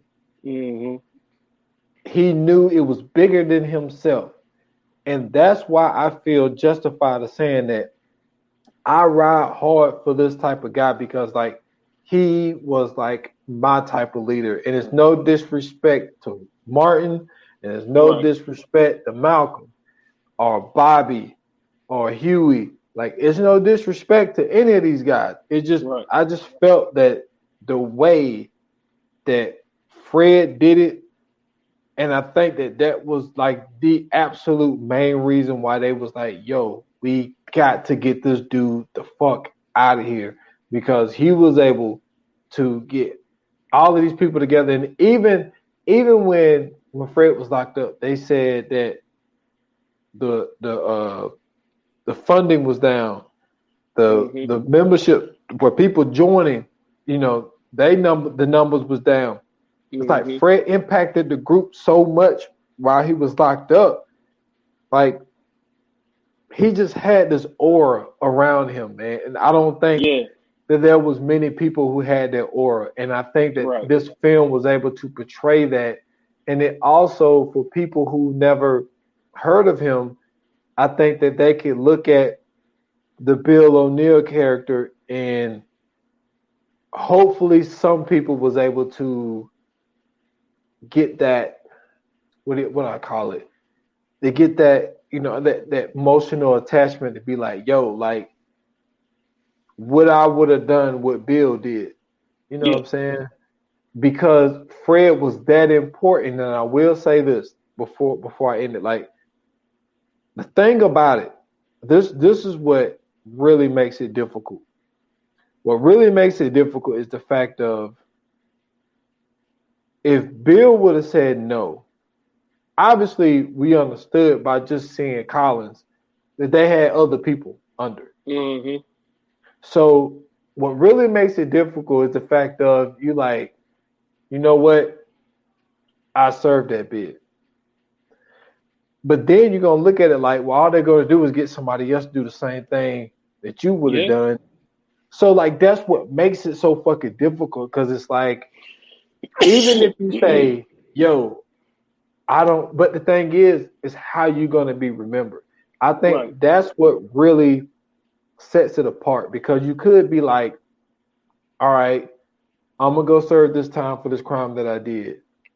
But what I do know is my name is not going to be attached to Fred Hampton forever in a negative light. But the thing is, in some people's eyes, it's not in a negative light. I think that Yeah. that's what he meant when he said that, how I will be remembered in history. I think that to the majority of the people, a lot of them felt that he was right for what he did. But I think that them actually showing us with the Hampton family being involved in this and former Black Panther members being involved in this, I think that people will look at it and be like, Fred didn't mean no harm. Like he was actually really out of all the people, like because when it Uncle Washington said this the other day, and I'm pretty sure we're probably going to talk about this on the 28th. I mean, not 28th, but on the Stolen Time podcast. But he was like, Malcolm couldn't really recruit white people, Right. and he was like, and when it came to Dr. Martin Luther King, like he was a pastor, you know what I'm saying? So it was difficult to get some of those type of people. And then you had Stokely Carmichael. He was just too radical. You know what I'm saying? Yeah. So Fred gives you like that mixture of like, I mean, he was really like all of those guys like wrapped into one, but he just had this different aura of like, yo, I know a way I could flip this. If I could get everybody all on the same page, the heights that we can reach is limitless. Yeah. Um, I agree with you. You know what I'm saying, 100%, man. I think that when you go back and you look at, excuse me, when you look at what Huey and Bobby started, and you look at the impact that they had, not just in Chicago, but just across the country. Um, it's amazing to see that when you can have people come together, not just protecting, but feeding the community, um, educating the community, taking care of the community, like you said with the free clinics. It just goes to show you like this was something that people really got behind. And even though we know that everybody didn't agree with it, we know that everybody wasn't with it to begin with. But just knowing that, at the same time, like when they was starting this, like we said, Fred Hampton was 21. Huey and Bobby was in college. They was taking, they was literally college students starting this movement. So it's not like these were older people. These were people that are, the youth of the time. And this was, I think I think last year's events really showed that if any of this shit is going to change, where it has to start, right? It's always going to start with the youth. The youth was, they was out there, they did everything they fucking had to do with the marches and the protests and everything else. But not only were they, not only were they bringing the awareness, we had a few people in the older generation that was really putting forth that effort along with the youth and really making shit happen. And so that's what I meant when I said I don't know if unity is just going to be the thing that makes shit change. We need unity as well, but we also need that action. We also need that awareness. It's so much that has to come into this, and there's so much that so everybody don't got to be on the same page. I'm tired of hearing people talking about we got to get on the same page. We don't have to be on the same page. If I'm on page 1 and page 1 is talking about awareness, and you on page 5 and page 5 is talking about action, and I come with the awareness, you come with the action, you know what I'm saying? Something is going to get done. I think that all of these men that we spoke about Malcolm X, Martin, we spoke about, Huey, Bobby, Stokely Carmichael, some might know him as Kwame Ture. We speak about Fred Hampton, you know what I'm saying? We spoke about so many people. It's just like, if this movie don't show you anything, bro, this movie should show you that when you are for the people and you really, put your heart into it, and you really get out there and you really care about people, you really show people that you got love for them, all of that is going to be reciprocated. You know what I'm saying? All of that is going to be given back. And even when you lose life, you don't necessarily lose life. You feel what I'm saying? His name is going to be mentioned forever. His name is going to be mentioned with the gods. This is somebody that we can always go back and know about. This is somebody that's always going to be with us.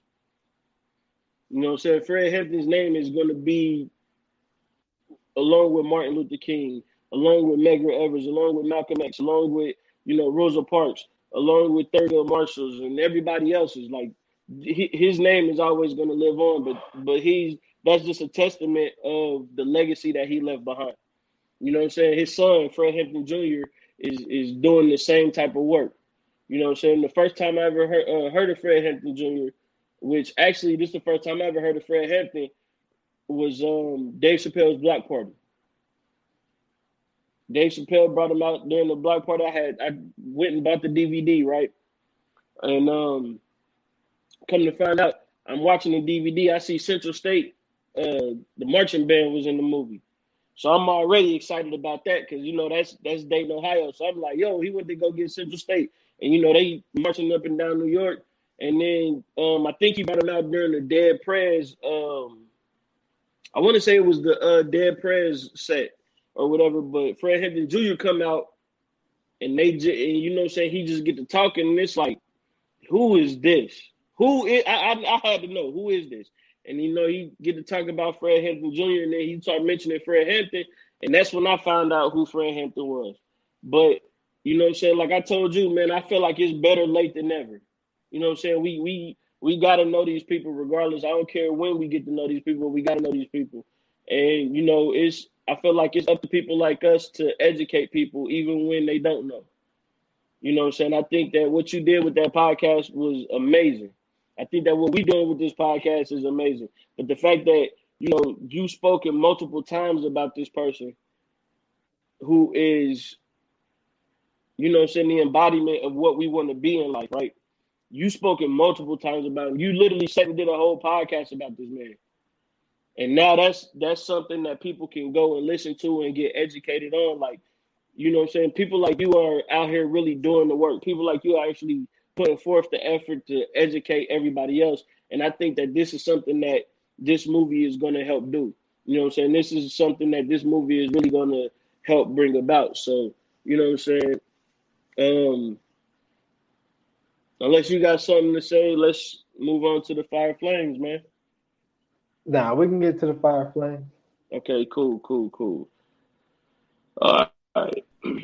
Yoga Fire, Yoga Flame. All right, man, it's Fire Flame time. I'm going to let you go first, man. I'm going to let you do the honors on this one because, this all you, man. Man, it's so wild, man, because like for some odd reason, like right now, like I'm like fucking emotional, like right now, like yeah, it's weird.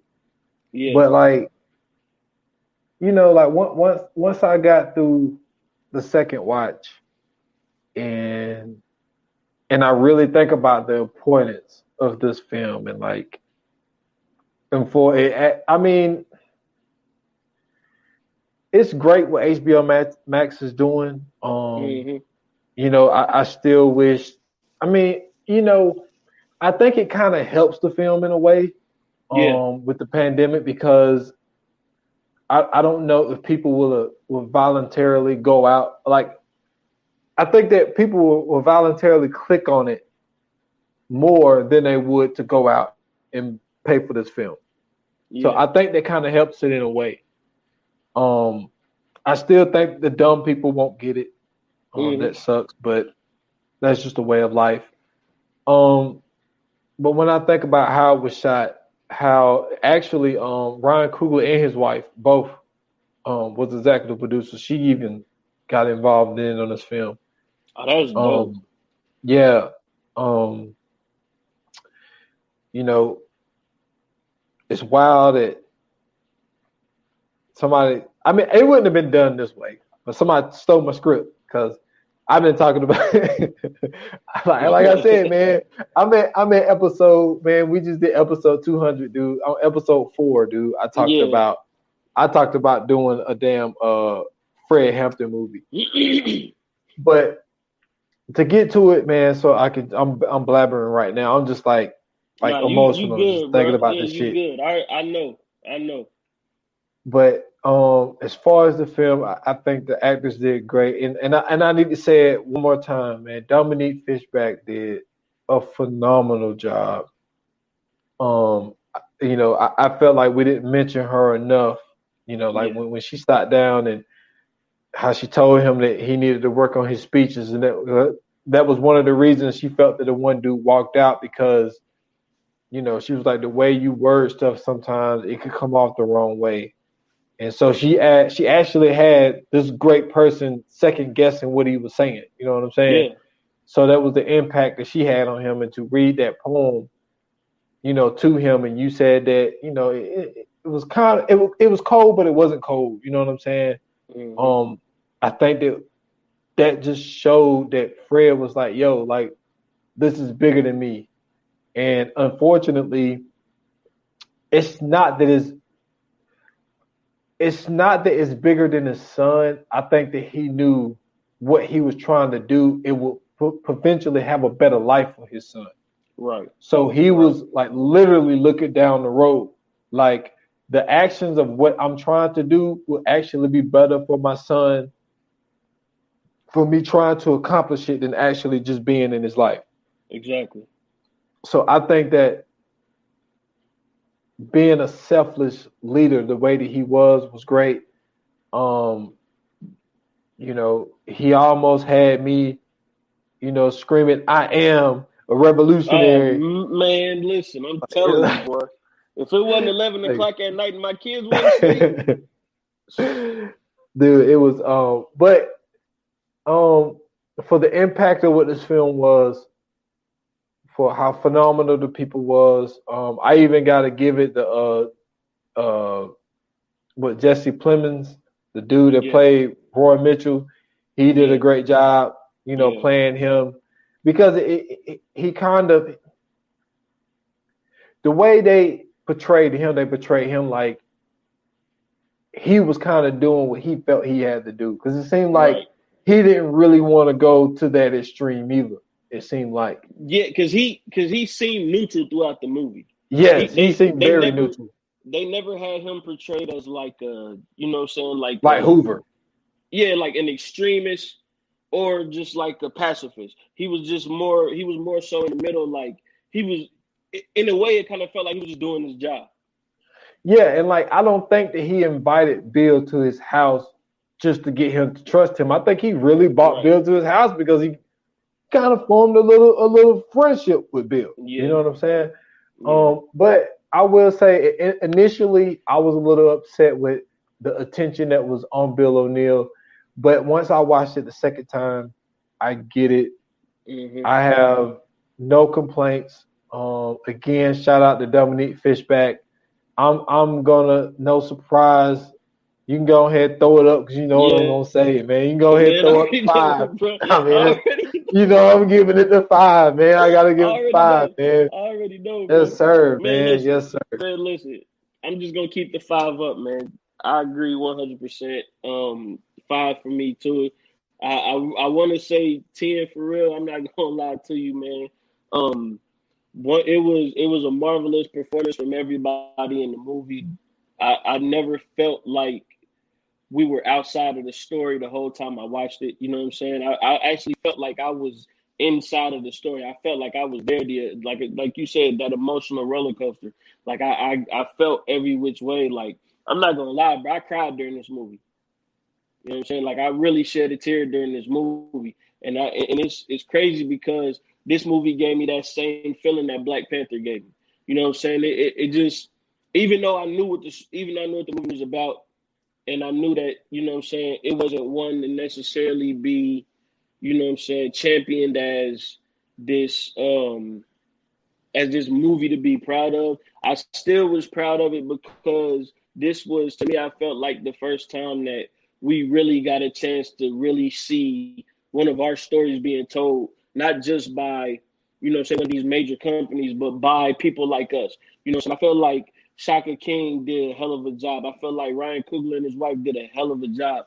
The way that they did, the way Ryan Coogler did Black Panther, just how, you felt that connection. Like, to me, in this movie, I felt the connection. I cried during Black Panther.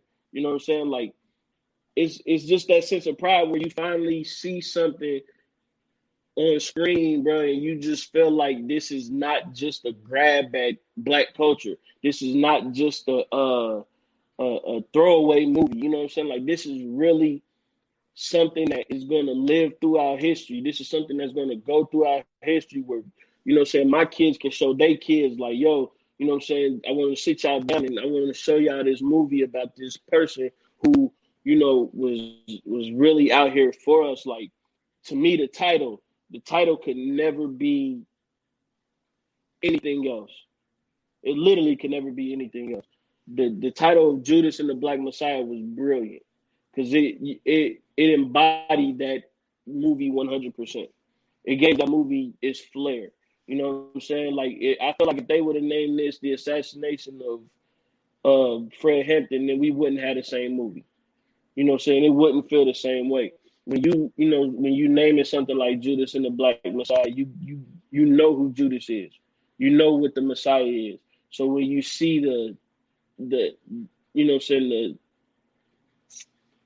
when you see what Bill O'Neill does, right? You kind of understand, like, yeah, that's exactly what that was, because this is somebody who was putting his life on the line, who did put his life on the line, just to make sure that, people like me and you and people like us can, that we don't have to deal with the bullshit that, that they had to go through. And, like that the government really put forth tax dollars and put forth time and effort to take him out. It's just like, you start to feel that hatred, you start to feel that anger, you start to feel all those emotions, and it's like, yo, like, this, what I'm saying? Like, in a sense, like, you start to look at it like, man, ain't no way this shit really happened, bro. Like, the fucking government conspired to kill off Martin Luther King, Malcolm X, to kill off Medgar Evers, to kill off Fred Hampton. You know what I'm saying? Like, this is just shit like, God damn, when you sit back and think about it, bro, it really break you down. But, you know what I'm saying, this movie was fulfilling for me, man. Like, you know what I'm saying? Like, this was the perfect masterpiece. And you know what I'm saying? Like I said, I'm it got 5 on the screen, but I'm saying 10. I don't give a fuck. I'm saying 10. I gotta say 10. And not to mention, bro, the soundtrack is magnificent. You beat me Oh to it, my man. I was God. just about to Oh say my that. God. I was about to say oh my goodness, that soundtrack is crazy. Dude, I was about to say 2 things, and now one of them was the soundtrack. I was gonna say, man, we got to shout out the Lady of Rage, and also, if you wasn't looking, you might have missed him. Rampage Jackson was extra. You know what I'm saying? He was standing in the crowd when I think I did see him. When Fred was doing a speech and he handed it to the Latin dude and then the white dude got it. When they panned to the crowd, they showed Rampage Jackson. He was just out there in the crowd. So I gotta go back and watch now to see him, man. That's what's up. Yeah, but hey, that soundtrack, yo. I mean, obviously, man, the Nip Jay-Z song is fucking amazing, and the fact that Jay-Z, that is wild. December the 4th, 1969, yo. Man, what? This dude was born on the exact day that Fred Hampton was assassinated. When he comes in with his verse, when I tell you, I literally I didn't even play the whole song. I just played Ho's verse all day, just listening to what he was saying. And when I tell you, bro, like he couldn't have been on a better song with anybody else. You know what I'm saying? Like Nipsey is definitely in this in that in that that hierarchy of names. Like somebody who literally was at, you know what I'm saying, was at a low and rose up through the ranks to really become somebody who, like it said on his tattoo, prolific. Like that's the word that will always describe Nipsey for me, man. Is prolific.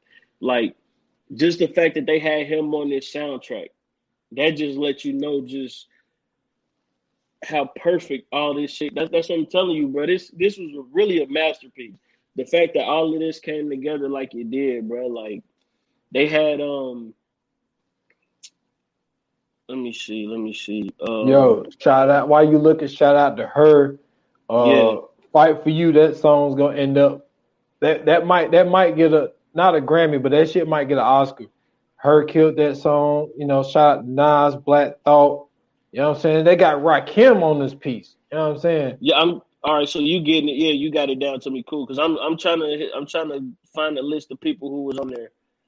Man, Sir, ASAP Rocky, G Herbo, Dom Kennedy, like some of these people like Dom Kennedy, G Herbo, I really didn't, you know, I don't really listen to them like that, you know, Polo G, you know what I'm saying? Out of all these people, they got Lil Durk on here.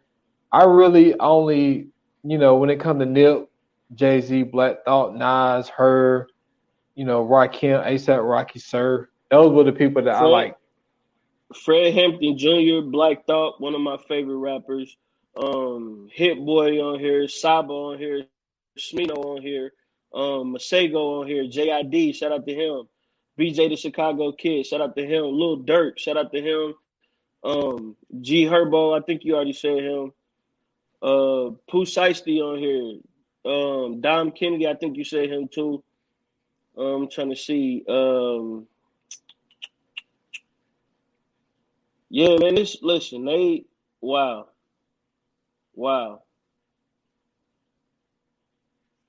This is, Yes, sir.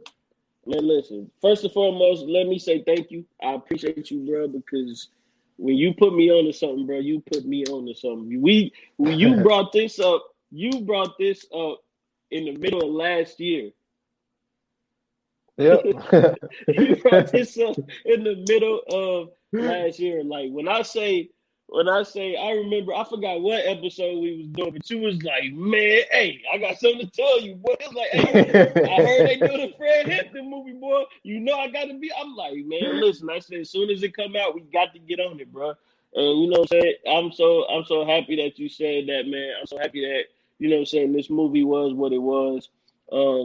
Ladies and gentlemen, if you have not been able to see this movie, or if you have not seen this movie yet, whatever the case may be, man, please do your best to get out here and support this movie. Do your best to go watch this movie and get some sort of education from this movie. Whether you like it or not, regardless, just go see it, go support it.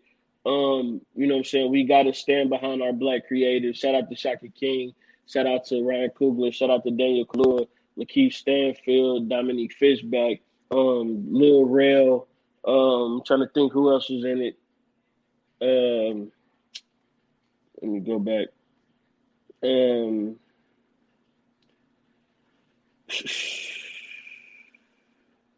Martin Sheen, man. We gotta shout out Martin Sheen. Even though he was I fucking know, J. Edgar man. Hoover I in this know. bitch. I ain't want to say it. I didn't want to say it, man. But yeah, man. Shout out to Martin Sheen. That's hometown, man. Listen. You talking about somebody who did a hell of a job in their role. He made me fucking. If I didn't already hate J. Edgar Hoover, I really hate him now. Cause Martin Sheen, man, that he put No, every ounce of hate in that goddamn role, man. dude, you must have never seen J. Edgar when No, Leonardo listen, DiCaprio played him. I I know I haven't, but the reason why I haven't is because I've heard so many people talk about this movie, and it's just like I don't want to. I didn't want to go into it with everybody's opinions. I wanted to wait until that was, you know what I'm saying? Like, I want to go into it with a clean slate. And that's Okay. usually what I try to do with movies. Like, my thing is, I don't ever want to go into movies where, like, if somebody, like, unless it's something like this, to where I know, so like I know the story and everything else. Like, I definitely want to see this. I don't give a fuck what nobody say about it. I don't care if people didn't like it or whatever. I was gonna watch it regardless. You know what I'm saying? But it's certain movies I'm gonna go see regardless of what anybody says. But with movies like Hoover, because I know that, you know, it's a biopic, and then there's certain stuff that's talked about, there's certain stuff that's not talked about. So it's like I want to go in there on a clean slate. You know what I'm saying? I want to go in unbiased. I really want the movie to determine how good or bad it was for me. So with stuff like that, like I kind of, just wait. You know the wild part was they actually really focused, like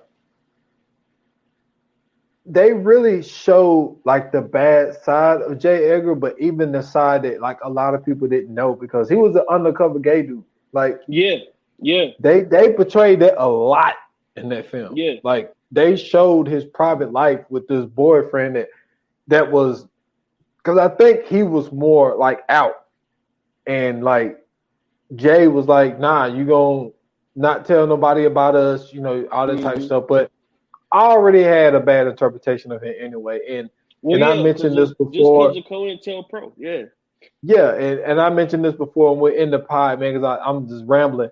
But like it's like you said, it's never too late.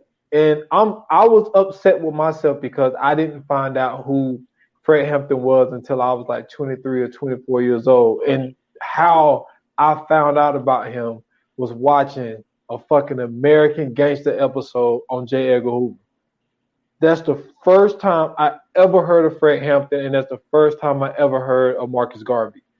And yeah, that's sad that I found out through, I'm saying, a series that was, pointing out like former drug dealers or former robbers, and like they really hmm put in, like, out of all those people, out of the Chamber Brothers, Jeff Fort and the Black Tone Rangers, Tookie Williams, what I'm saying, Larry Hoover, Ricky Ross, you could go Nicky Barnes, you can go down the line. The biggest fucking gangster was J. Edgar Hoover. yeah, Out of all of those dudes, none of hmm them was more gangster than J. Edgar Hoover was. And that was yeah, perfect for them to fucking do that. yeah. And I mean, it's, that's really just an indictment on, what I'm saying, the school systems, man. That's really an indictment on our educational system. The fact that, they do so much to keep, certain parts of history away from us. And I don't want to just say Black history, because it's not just Black history. It's way more than that. But, they really do their best to indoctrinate us with whatever they want to indoctrinate us with. And, I think that definitely needs to change very soon. But,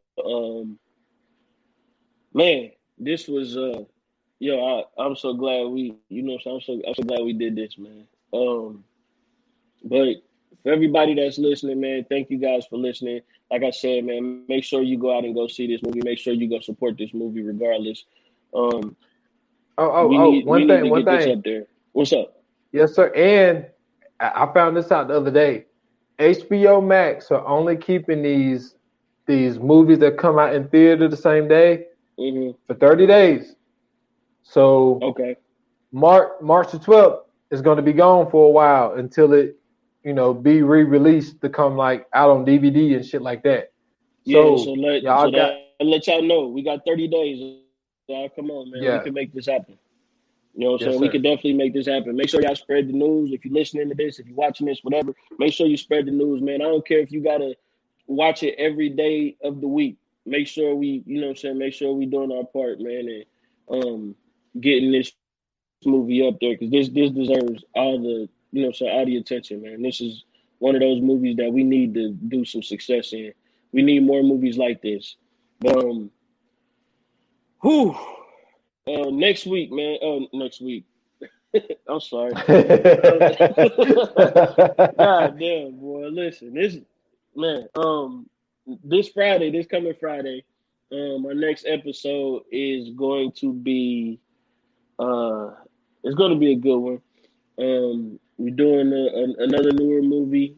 This one came out last year. It got some people in it that's that's familiar faces. Some might even say that when they watched it they seen the ghost.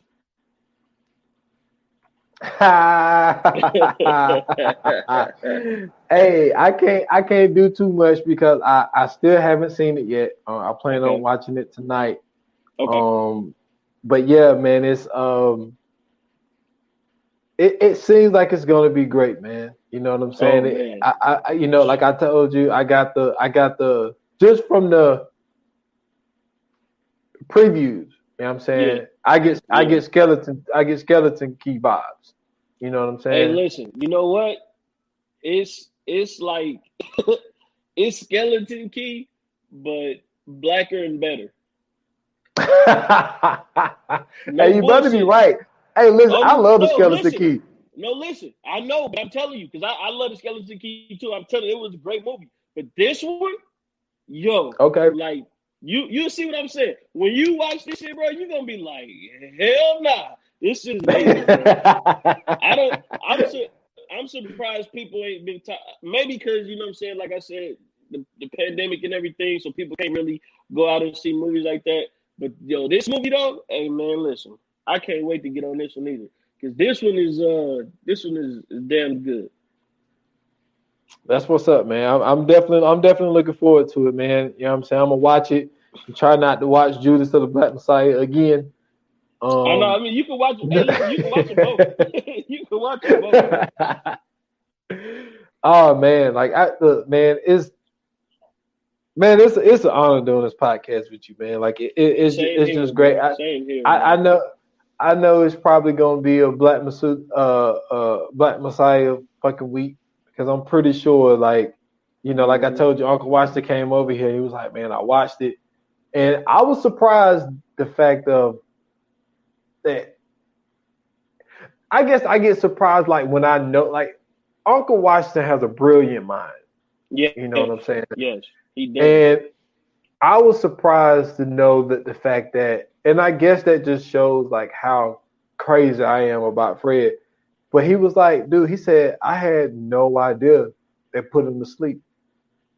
He said, Yeah, a I didn't lot of know that people until I didn't. watched the movie. Yeah, a lot of And I people was didn't. like, and I'm like, well, how the fuck did I know? You know what I mean? It's like, Yeah, it's cause like, see, how did I know this? that's something I found out too. Cause I'm thinking when I heard the story, you know what I'm saying, when I was doing my research, I'm thinking like, yo, they just ran into the shit, busted in, and started shooting. And from the you know what I'm saying, from reading about it at the time when I had read about it, was like I was like it was around high school. So when I'm reading about it, I'm thinking like they went in and just shot him up. I didn't even know that he only was shot 3 times. So it's Yeah, just like, like, dude. man. Yeah, it's wild, man, to sit back and think like, damn, like I've watched and read so much about him, and it's just like, Yeah, damn, man. It's like for me to know that, and you ain't like you didn't know, yeah, like that was just yeah. wild. That was wild. But man, like, listen, I sent out some new requests, man. So we got some new people, Nice. to join the VA podcast watch group page. Yes, sir. Please go watch that, man, because we'll go join that page because, man, like we said before, like the more and more people that we can get to join, the more and more we can get y'all involved with some of the projects that we do. Yeah. You know what I'm saying? We want to be a podcast for the people. I feel like we doing great movies, but you know what I'm saying? Like, but we want to be interactive with the people to see if we can get y'all more involved and start putting up polls and Yeah, all man. type of things like that. We can have some of So, them on as guests and everything, man. That'd be dope. yeah, man, exactly. So please go join that group, man. Also, you know what I'm saying? It's not a group, but you can join the Stolen Time podcast page on Facebook. You can follow the Stolen Time Pod on Instagram.